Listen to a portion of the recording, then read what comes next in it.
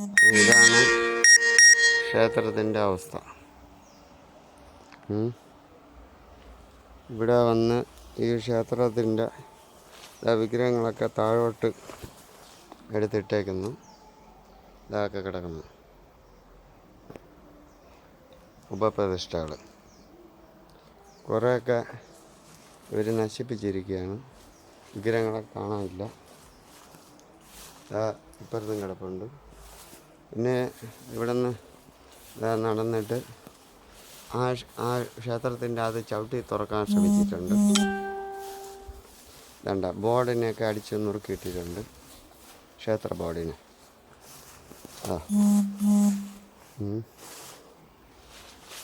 ഇപ്പം നവരാത്രിക്ക് നട തുറക്കാൻ വേണ്ടിയുള്ള ഇതിന് നമ്മൾ വന്നതാണ്.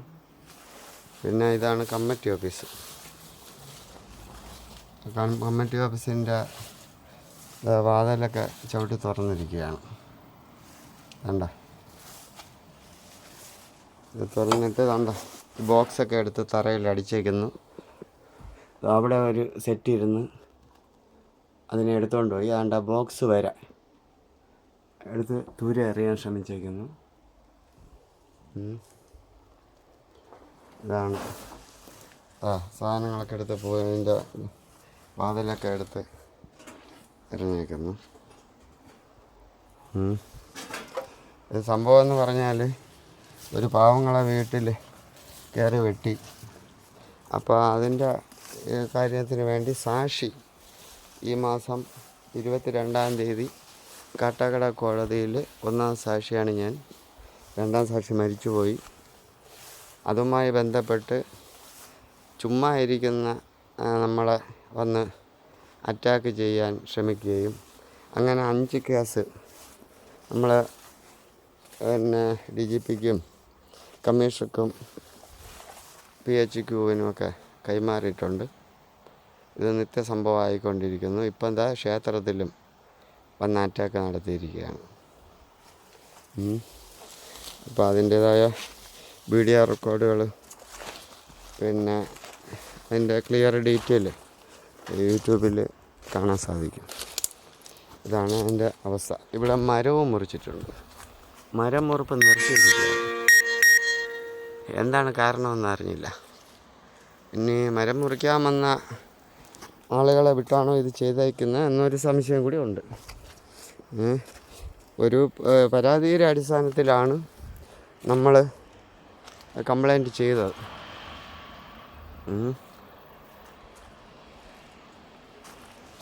ഇതാണ് നമ്മളെ ഫിഷറീസിൻ്റെ നേരെ ഓപ്പോസിറ്റാണ് ഈ ക്ഷേത്രം.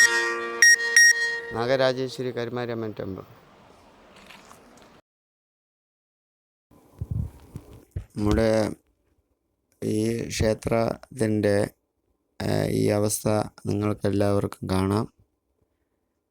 ഇതിന് മുമ്പേ ഒരു ഗുരുദേവൻ്റെ വിഷയവുമായിട്ട് വേറെ ഒരാളിൻ്റെ കൂടി സംസാരിച്ചുകൊണ്ട് നിന്നപ്പോൾ നരേന്ദ്രമോദി കല്യാണം കഴിച്ചതാണ് എന്ന് പറഞ്ഞപ്പോൾ ഗുരുദേവനും ശൈശവ വിവാഹം കഴിച്ചിട്ടുണ്ടല്ലോ എന്ന് വേറെ ഒരാളിൻ്റെ കൂടി പറയുന്നത് കേട്ടിട്ട് ഈ വിജയൻ എന്ന കക്ഷി അസഭ്യം പറഞ്ഞുകൊണ്ട് അടിക്കാൻ വരികയും ഉടനെ ഗുണ്ടകളെ ഫോണിൽ വിളിച്ച് എന്തോ പറയുകയും അതിനനുബന്ധിച്ച് ഓരോ ആളുകളും ഓരോ സ്ഥലത്ത് ക്യാമ്പ് ചെയ്യുന്നത് കണ്ടിട്ട് പിന്നെ പോലീസിൽ വിവരം അറിയിക്കുകയും അതിൻ്റെ തുടർ അന്വേഷണം 3-ാം ദിവസമായിട്ടും വിവരമില്ലാത്തത് കൊണ്ട് അത് അധികാരികളെ അറിയിക്കുകയും അതിൻ്റെ എൻക്വയറികൾ നടന്നുകൊണ്ടിരിക്കുന്ന അവസ്ഥയിലുമാണ്.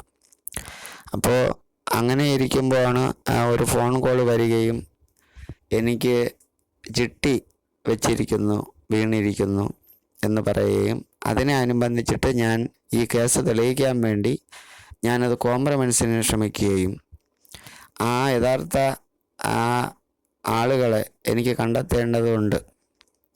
അതുകൊണ്ട് ഞാൻ അതിൻ്റെ കറക്റ്റ് ഈ വിജയൻ എന്ന് പറയുന്ന ആൾ മുമ്പേ ഉണ്ടായിരുന്നു.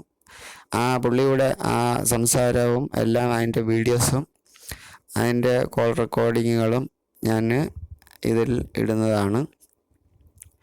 നമ്മുടെ ബഹുമാനപ്പെട്ട നീതിപീഠങ്ങൾ ഞങ്ങൾക്ക് അതേപോലെ തന്നെ പാവങ്ങളായ സാധാരണക്കാർക്ക് ഇനി ഇതേപോലെ ഒരു അനുഭവം ഉണ്ടാവാതിരിക്കാൻ വേണ്ടിയുള്ള അടിയന്തര നടപടി എടുക്കണമെന്ന് താഴ്മയെ അപേക്ഷിക്കുന്നു. അതേപോലെ ഈ കേസ് വിജയനെ ചോദ്യം ചെയ്യുകയും ഇവരുടെ ഫോൺ കോളുകൾ സെർച്ച് ചെയ്ത് ഇത് എവിടെ നിന്നാണ് എന്താണ് എന്നുള്ള ആ ഡീറ്റെയിൽ തിരക്കി ഇവരെ എഫ്ഐആർ രജിസ്റ്റർ ചെയ്ത് അത് കോടതിയിൽ എത്തിക്കണമെന്നും താഴ്മയെ അപേക്ഷിക്കുന്നു. അമ്മേ ശരണം. പിന്നെ നിങ്ങളെ വീട് എനിക്ക് അറിഞ്ഞുകൂടാത്തത് വീട്ടിൻ്റെ ഇടം ഈ നമ്മളെ റോഡിൻ്റെ ഇടം ഒന്നും കൊണ്ട് ഇവൻ ഒന്ന് അപ്പോൾ ഇവിടെ ഒരു ഷാപ്പുണ്ട് ടാർപ്പരിക്കുന്നത് അവിടെ പോസ്റ്റിൻ്റെ അവിടെ വണ്ടിക്കട അല്ലേ കോല കോലം കൊച്ചല്ലേ.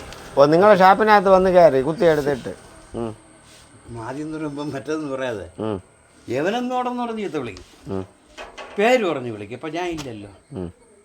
ഒരു ദിവസം അപ്പം അമ്മയൊക്കെ ഉണ്ട്, അവരാരൊന്നും മിണ്ടില്ല, ഒരു പെണ്ണുമ്പിള്ള അവരാരൊന്നും മിണ്ടില്ല, റോട്ടിൽ കിടന്ന് വിളിക്കണം വിളിക്കട്ടെ എന്ന് പറയാം. ഒരു ഞാൻ ഇതുപോലെ ഞാൻ വന്നെന്ന് അറിഞ്ഞില്ല, ഇവിടെ വന്ന് ചീത്തോട്ട്. അപ്പം അമ്മ വന്ന് ഫ്രണ്ടിലെ കഥ നടത്തും, ഓർമ്മ വേണ്ട അത്. അപ്പോൾ അവൻ ഞാൻ പെണ്ണ് കൊടുക്കേണ്ട അവൻ ചീത്ത വിളിച്ചിട്ട് പോകുന്നു. ഞാൻ പോട്ടെ. അപ്പം ഞാനിത് മനസ്സിലാക്കി വെച്ചില്ലേ. വീട്ടിൽ കയറി വന്ന് ഞാൻ ഇവിടെ വന്നിട്ട് ഷാപ്പിലൊന്നും കയറിയില്ല. എനിക്ക് ചാരായ ഞാൻ ഇഷ്ടം പോലെ അവിടെ നിന്ന് കൊണ്ടുവരും, നല്ല വലിയ ചാരായ കൊണ്ടുവരും, വീട്ടിൽ കൊണ്ടുവച്ചില്ലേ നമുക്ക് വേണ്ടപ്പെട്ടൊരിക്കും കൊടുക്കും, ഞാനും പിടിക്കും. 2 ദിവസം നിൽക്കും, എന്നിട്ട് ഞാൻ പോകും. ഷാപ്പിന് അവർക്ക് നല്ല ഗുണ്ടകളില്ലേ? പിന്നെ നിങ്ങളെ കാര്യം ഞാനും ഗുണ്ടേനടേ ടോര്, നിങ്ങളും ഗുണ്ട? നമ്മളും ഗുണ്ട തന്നെ. അതല്ലേ ഗുണ്ടെന്ന് പറയണത്. ഗുണ്ട എന്നാ വിളിക്കണേ നിങ്ങളെ? ഇവിടെ ഓരോരുത്തർ. ഒരു കാര്യം ചോദിക്കട്ടെ, ഞാൻ തെറ്റുകാരനാണ്. ഞാൻ ചുമ്മാ ഇരുന്ന സ്ഥലത്തല്ലേ അങ്ങേരെ എന്നെ അടിക്കാൻ വന്നത്? അതല്ല, അണ്ണൻ പറ, ഞാൻ തെറ്റുകാരനാണോ? ഞാൻ അങ്ങേരെ വല്ലതും പറഞ്ഞിട്ടുണ്ടോ? നിങ്ങൾ കണ്ടുകൊണ്ടിരുന്ന കാര്യമാണല്ലോ. ഞാൻ തെറ്റുകാരനാണോ? എന്താ ഒന്നും മിണ്ടാത്ത? അതെ, ആ കേസ് പറഞ്ഞ് തീർത്തു ബനിയാന്ന്. നമ്മൾ രണ്ടുപേരും ഇരുന്ന് അങ്ങേര് പൊട്ടിച്ച വട ഞാൻ തിന്നുകൊണ്ട് പോയതാണ്. അപ്പോഴിന്ന് അങ്ങേര് പിന്നെ ഈ വേലത്തനം, അങ്ങേര് എന്നെ ഭീഷണിപ്പെടുത്താനും അങ്ങേര് ഗുണ്ടയെ വിട്ട് അടിപ്പിക്കാൻ നോക്കാനും എൻ്റെ കൂടെ ഇവിടെ ഇരിയടാ എന്ന് പറയാനും എന്നെ ഇവിടെ നിന്ന് ഓട്ടിക്കാനും അങ്ങേര് ഇരുന്നതല്ലേ. അപ്പോൾ ആര് തെറ്റുകാരൻ? ഇത് ചുമ്മാ ഇരുന്നവനെ തള്ളക്കി വിളിച്ച് അടിക്കാൻ വന്നിട്ട് പിന്നെ ഗുണ്ടാ ഭീഷണി. ഞാൻ അവിടെ ഒറ്റയ്ക്ക് കിടക്കണവനാണ്. എവൻ്റെ 10 ഗുണ്ട വന്ന് എന്നെ കൊന്നു കളഞ്ഞ എനിക്ക് ഒരു ക്ഷേത്രം പൂർത്തിയാക്കാറുണ്ട്. എന്നോട് പറയണ തന്തേ എടാ നീ ഇനി ഇവിടെ വായണ കാണണമെന്നാണ് അവൻ പറഞ്ഞത്. നമ്മൾ അണ്ണ 10-13 വർഷം കൊണ്ട് ഞാൻ ഡാമിൽ ജീവിക്കണം. ഞാൻ ആരെ ഇച്ചു പോകുന്നു? ഞാൻ മനുഷ്യരെയുമല്ല, മൃഗത്തിനെ ഉപദ്രവിക്കില്ല, പക്ഷികളെ ഉപദ്രവിക്കില്ല, സ്നേഹത്തോടെ വർത്താനം പറയും, അത്രയേ ഉള്ളൂ. പിന്നെ എൻ്റെ നേരെ വന്നാൽ എനിക്ക് അതിൻ്റെ വഴി നോക്കിയേ പറ്റൂ. ശരിയല്ലേ? ഇപ്പം നിങ്ങളും അറിഞ്ഞല്ലോ, ഞാൻ ചുമ്മാ ഇരുന്ന എന്നെ പിന്നെ ഗുരുദേവൻ പിന്നെ വിവാഹം കഴിച്ചിട്ടുണ്ടല്ലോ എന്ന് പറഞ്ഞ അത് ഇങ്ങേരൂടെയല്ല ഞാൻ പറയണത്. ഈ ബസ്സിയാറാൻ വന്ന എന്നാ അവരോടെയാണ് പറയണത്. അവരോട് പറഞ്ഞ കേസ് ഇങ്ങേര് അറ്റൻഡ് ചെയ്ത് എന്നെ അടിക്കാൻ പറയേണ്ട കാര്യമുണ്ട്. ഇങ്ങേര് പറഞ്ഞത് റബ്ബർ വെട്ടാൻ നടക്കുന്ന പട്ടി തേടി പൂറിയവനെന്ന് പറഞ്ഞ് അടിച്ചില്ലെന്ന് വന്നപ്പോൾ അണ്ണ ഇടപെട്ടു. അതുകൊണ്ട് അടി ഒഴിവായി കേട്ടോ. അത് നിങ്ങൾ പറഞ്ഞല്ല ഈ കേസ്, നിരപരാധിയാണ് ഞാൻ. അപ്പം എൻ്റെ പുറത്തല്ലേ വന്ന് കയറി. അത് നിങ്ങൾ അറിഞ്ഞല്ല. അപ്പം ഇനി ഞാൻ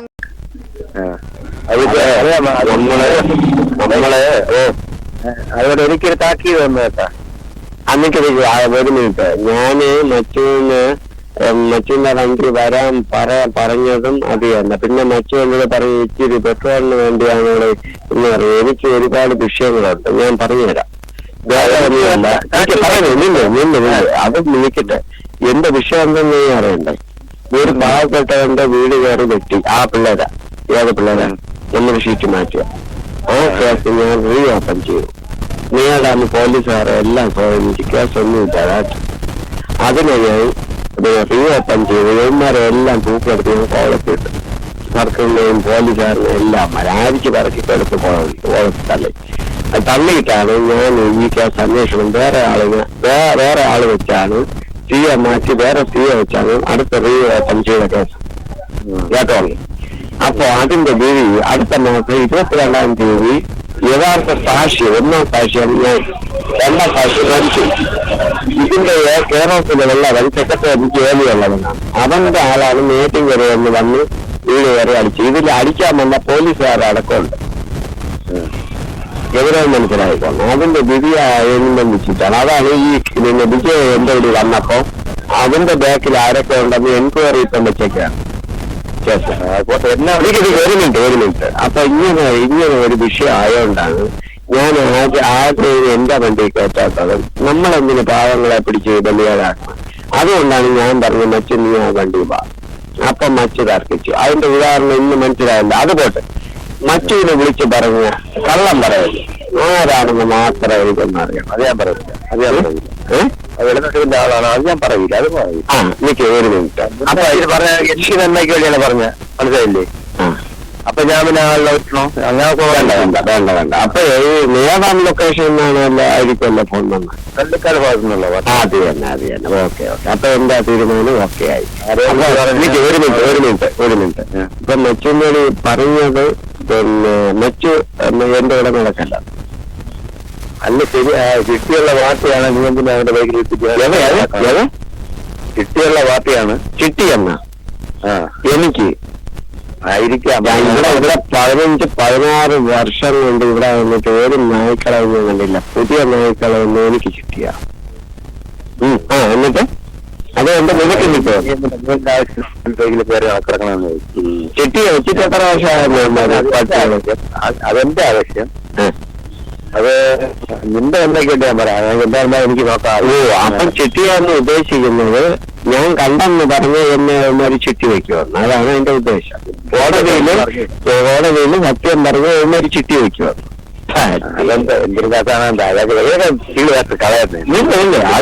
എന്തൊന്ന് ചീട് കേസ്. 15-16 വർഷം ഇവിടെ താമസിച്ചു. ഒരു പട്ടികളും ചിട്ടി വെച്ചിട്ടില്ല. പിന്നെ പുതിയ പട്ടി വന്ന. അതാണ് ഞാൻ ചോദിച്ചത്. എന്താ കറക്റ്റ് തീരുമാനം? ഓക്കെ ആയിരുന്നു. അതായത് നെയ്യ ഡാം കള്ളിക്കാട് മറ്റൊരു രാവിലെ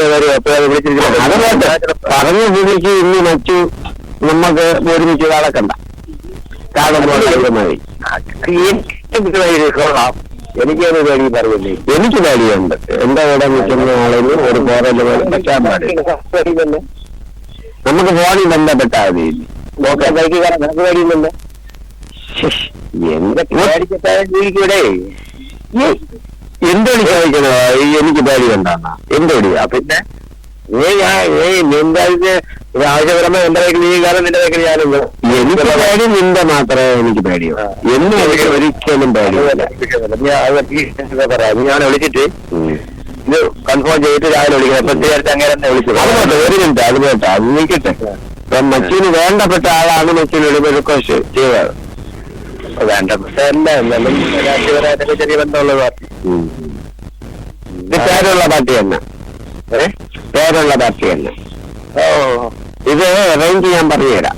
പിന്നെ നമ്മളെ കമ്മ്യൂണിസ്റ്റിന്റെ മെയിൻ ആള്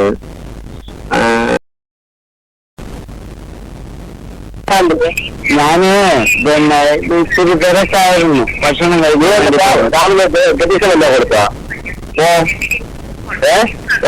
എന്ത് 4 മണിക്ക് 4 മണിക്ക് ആരും വിളിക്കില്ല. വിളിച്ചു.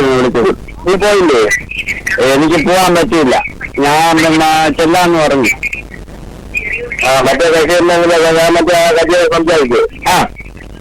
അപ്പൊ കക്ഷികളെ പറഞ്ഞ പേപ്പർ കൊടുത്ത് തിന്നാൻ പറ്റുന്നുള്ളത്. അതാണോ വിഷയം? അല്ല, അതാ പറഞ്ഞത്. അല്ല മറ്റു വേറെ ഒരു കാര്യമുണ്ട്. പിന്നെ നമ്മൾ തമ്മിൽ കോംപ്രമൈസ് ആയി. മോഹനെണ്ണം കോംപ്രമൈസ് ചെയ്തു. വേറെ വിഷയമൊന്നുമില്ല. അത് എന്തെന്നറിയാമോ? നീ അവിടെ ഈ വിഷയം കഴിഞ്ഞിട്ട് ഫോൺ എടുത്ത് വെച്ചിട്ട് പിന്നെ നരേന്ദ്രമോദി അവന്റെ പിണറായി അവന്റെ അപ്പന മറ്റേ ഫോണിൽ കൂടെ സംസാരിക്കുക. ആരോടി? ആരുടെ സംസാരിക്കുക? അതാണ് അവരൊക്കെ ഒരു ഫീൽ ചെയ്തായത്. അങ്ങനെ വിഷയമൊന്നുമില്ല. വേറെ പ്രശ്നം അതാ ഞാൻ ചോദിച്ചു. ഈ പിണറായി വിജയനെ പറയുമ്പോഴും ഈ പിന്നെ ഈ ഗുരുദേവനെ പറയുമ്പോൾ ഇങ്ങേര് എന്നെ അടിക്കാൻ വരാൻ ഇങ്ങേരെ തന്തയാണോ എന്ന് ചോദിച്ചു. അത് തെറ്റാണോ? ഞാൻ മറ്റു ചോദിക്കുമല്ലോ. അത് എത്ര വേറെ ഒരു വിഷയം ഇല്ല മറ്റു ഇത് വേറെ വിഷയത്തില്ല. ഞാൻ പറഞ്ഞു മനസ്സിലാക്കി വേറെ വിഷയമൊന്നുമില്ല. ഇങ്ങേര് ചുറ്റി വെച്ചതാണ് അല്ലേ എനിക്ക്. ഇങ്ങേര് ആരോഗ്യ ഞാൻ പറഞ്ഞ കഴിയണ സംസാരിക്കാൻ പാവമാണ്, ആള് പാവമാണ്, അങ്ങനെ എല്ലാ വിഷയമൊന്നുമില്ല, എല്ലാം സംസാരിച്ചു ഓക്കെ കുഴപ്പമില്ല അങ്ങനെ അവൻ പറഞ്ഞുകൊണ്ട് പറഞ്ഞ. അപ്പോൾ അവനാണ് പറഞ്ഞത് എടുത്തിട്ട് പേപ്പർ എടുത്തിട്ട് 4 മണി വിളിച്ച് അവൻ പോയില്ല എന്നൊക്കെ ആ കക്ഷിയൊക്കെ പറഞ്ഞു. അത് ശരി. അപ്പൊ ഇങ്ങനെ ചുറ്റി വെച്ചിട്ട് എന്തിനാണ് കോൺഫറൻസിന് വന്ന്? കോൺഫറൻസ് ചെയ്തതിനു ശേഷം അടിക്കാൻ വേണ്ടിയാ? ഇപ്പൊ കോൺഫറൻസ് ചെയ്യുന്നതിന് മുമ്പുള്ള സംഭവമാണ്. പിന്നെ എന്തിനാ ഇങ്ങനെ കോൺഫറൻസ് ചെയ്യാൻ വന്ന്? അതാണ് അതിന് മുമ്പുള്ള സംഭവമാണ്. മറ്റേ കക്ഷി എന്താ പറഞ്ഞു? ഞാൻ പറഞ്ഞിട്ട് കോൺഫറൻസ് വേറെ എവർക്ക് വിഷയമൊന്നുമില്ല. നീ പറഞ്ഞാൽ മറ്റു ഇപ്പം കോൺഫറൻസ് ആയി മോഹനാണ് രണ്ടുപേരും കയ്യും പിടിച്ചു വെച്ച് രണ്ടുപേരും ബൈക്കിലും പോയി. പോയിട്ട് നമ്മൾ രണ്ടുപേരും ഒരുമിച്ച് പോയപ്പോഴാണ് മച്ചുവിനെ ഈ വിളിച്ച കള്ളിക്കാടുള്ള ആളാ. അത് നേരത്തെ ഇതിന് മുമ്പുള്ള സംഭവമാണ്. എനിക്ക് നമ്മൾ കാണില്ലേ? അതിന് മുമ്പാണ് മറ്റേ അതിന് പറഞ്ഞ അവർ ശരി കളയെന്നാ പോട്ടെന്ന് പറയുന്നത്.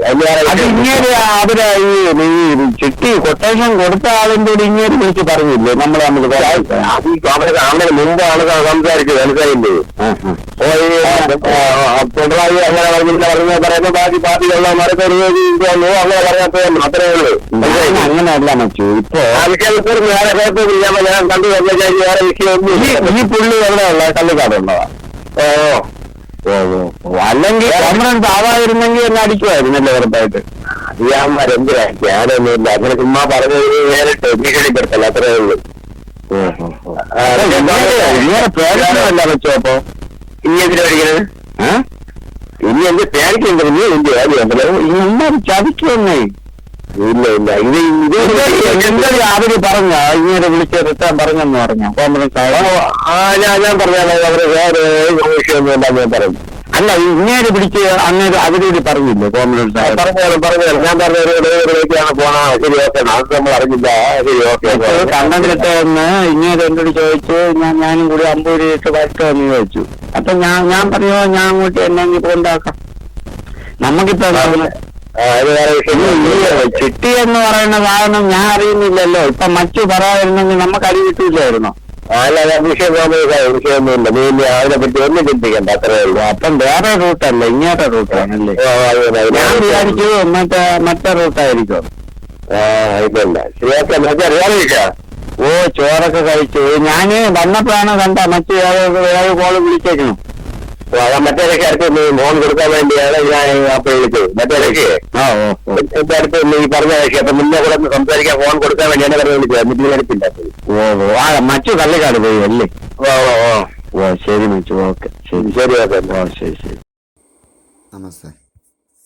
നമ്മുടെ ഈ കോൾ റെക്കോർഡിങ് കേട്ടത് വർഷങ്ങൾക്ക് മുമ്പേ ഈ കേസുമായി ബന്ധപ്പെട്ട് നമ്മുടെ FIR-ൽ, അതായത് റിട്ടേൺ കംപ്ലൈൻറ്റ് കൊടുത്തിട്ടും അതിന് നേരിടാൻ പോലീസ് സ്റ്റേഷൻ മുമ്പേ ഉള്ള ഉദ്യോഗസ്ഥന്മാർ കേസെടുക്കാതെ വരികയും അതിനെ തുടർന്ന് CMB കാട്ടാക്കട ഇട്ടിട്ട് അത് കേസെടുക്കേണ്ടി വന്ന ഒരു സാഹചര്യമാണ് ഉണ്ടായിട്ടുള്ളത്.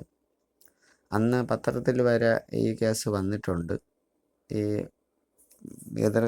എതിർ കക്ഷികൾ ചെയ്ത ആക്രമണത്തിൻ്റെ അതിൻ്റെ ഡീറ്റെയിലുകളും അത് 2 കാറിൽ വന്നതാണ് എന്നൊക്കെ വിശദമായിട്ടുള്ള ഇതിൽ യഥാർത്ഥ പ്രതികൾ ഇതിൽ FIR-ൽ പേര് വരാതിരിക്കുകയും അതിൻ്റെ കൂടെയുള്ള പ്രതികളെ ചുരുക്കം 3 പേരെ പേരിൽ ചുരുക്കിയിട്ടുള്ളതും ഈ കേസ് ഒന്നുമില്ലാതാക്കാൻ വേണ്ടി ഒരു സ്ത്രീയുടെ പേര് കയറ്റി വയ്ക്കുകയും ആ സംഭവത്തിന് അവർ അവിടെ ഇല്ലായിരുന്നു, ആശുപത്രിയിലായിരുന്നു.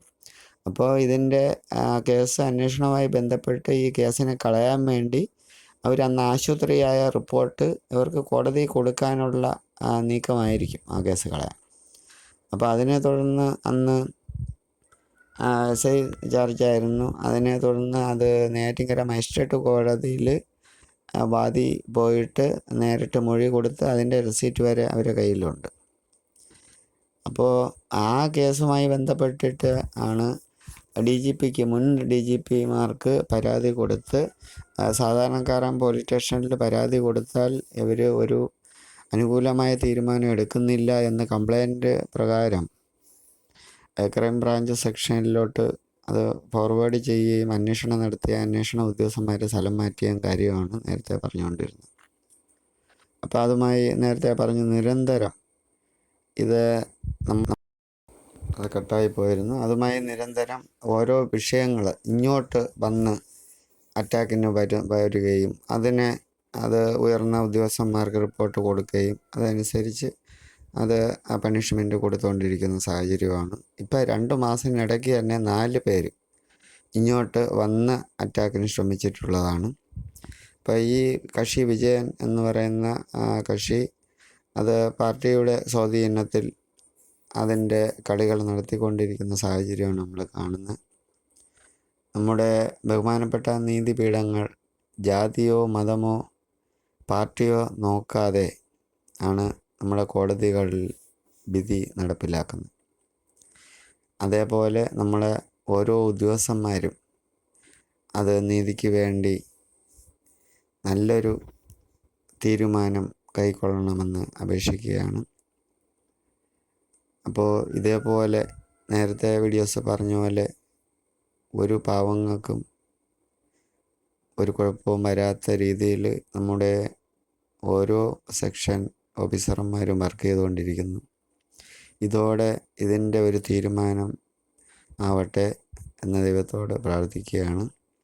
അതേപോലെ തന്നെ നമ്മുടെ ഓരോ ലോക്കൽ സ്റ്റേഷൻ അതിൻ്റെ SHOയ്ക്ക് അതിൻ്റെ അകത്തുള്ള അധികാരികൾ കറക്റ്റ് ഡീറ്റെയിൽ നൽകാതെ ഓരോ പരാതികൾ മറച്ചു വയ്ക്കുന്നത് കൊണ്ടാണ് ഓരോ പാവങ്ങൾ ഉയർന്ന ഉദ്യോഗസ്ഥന്മാർക്ക് പരാതിപ്പെടുകയും അതുമായി ബന്ധപ്പെട്ട ഓരോ നടപടികളിൽ കൂടി അവർ പെട്ടെന്ന് ആക്ഷൻ എടുക്കാൻ ശ്രമിക്കുകയും ചെയ്യുന്നു. അപ്പോൾ അതിനും ഒരു തിരശ്ശീല വീഴേണ്ടത് അത്യാവശ്യമാണ്. നമ്മളെ ഓരോ ഉദ്യോഗസ്ഥന്മാരും കഷ്ടപ്പെട്ട് പഠിച്ച് ഓരോ പാർട്ടിക്ക് വേണ്ടി സേവ ചെയ്യാതെ ദൈവത്തെ സാക്ഷി നിർത്തി ഓരോ ഉദ്യോഗസ്ഥന്മാരും ഓരോ പാവങ്ങൾക്ക് വേണ്ടി സത്യവും നീതിയും ധർമ്മത്തിന് വേണ്ടി ഇറങ്ങിത്തിരിക്കണമെന്ന് താഴ്മയെ അപേക്ഷിക്കുകയാണ്. ഇതോടും കൂടി ഒരു തീരുമാനം ബഹുമാനപ്പെട്ട നീതിപീഠങ്ങൾ എടുക്കണമെന്ന് വീണ്ടും അഭ്യർത്ഥിക്കുന്നു. അമ്മേ ശരണം.